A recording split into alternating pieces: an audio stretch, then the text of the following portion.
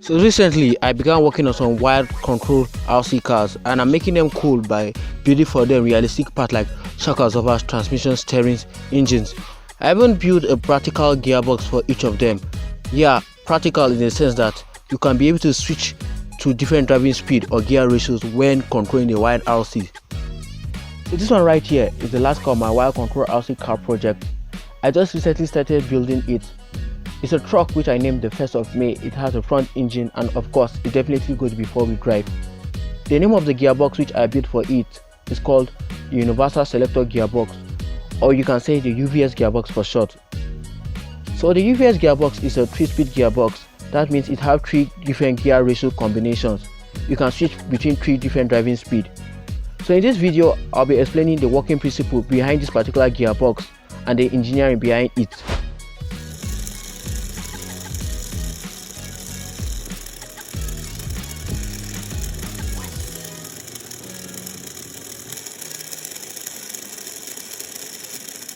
So this is how the UV.S gearbox looks like from inside. This part over here is called the UV joint, which connects the gearbox to the engine, and it's also connected to another part which I call the gear selector.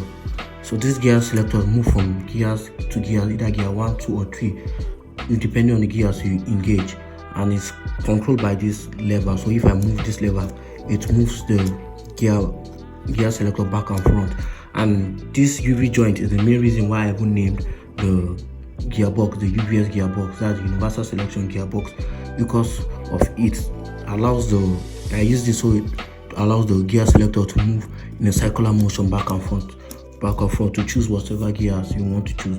And like I said, this is a 3-speed gearbox, so it's made of 3 different gear combinations, gear 1, 2 and 3, and each of these gears are arranged in such a way that it will produce different gear ratios when they are engaged. Like this is for first gear 1, this is for first gear 2, and this third one is for speed gear. So the gear selector is controlled by this mechanism, which I call the gear selector mechanism, obviously, and it's made up of 3 important parts: the pointer and the gear gauge. The gear gauge are fixed parts that tells the gear pointer where to stop at certain gears level. Like since this is a 3-speed gearbox, it have 3 gear gauge. This is for gear 2, this one over here is for gear 1, and this one right inside here is for the 3rd gear. Let's say I power the motor in the positive direction, it will move this side, stopping the gear selector at gear 2. If I power it in the reverse pole, it will move this side, stopping the gear gauge at gear 1. And so if I reverse the pole again, move to gear 2. You might be wondering if this gear gauge is stopping it from reaching the 3rd gear gauge, which is down there, to engage to gear 3. How am I going to switch it? So this is the beauty of the whole thing. This 3rd gear gauge here is actually a relay. That means if I power it, it opens and closes. So if I want to switch to the 3rd gear, all I have to do is just to power it so it will open, and the gear pointer will pass through it and stop at the 3rd gear. So it comes out and you can move back to gear 2. So if I off it, it closes, which stop at gear 1.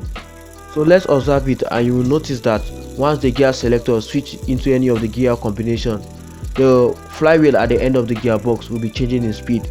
Once the gearbox switches to gear 1, it will be more slower than once it switches to gear 2, and once it finally switches to gear 3, the flywheel will rotate faster than gear 1 or 2. Okay, I think that is that for the working principle of the UV.S gearbox. I would love to see your feedback on what you think about the UV.S gearbox in the comment section. And if you want to know more about the other gearbox which I built, you can also leave it in the comment section. And please don't forget to subscribe.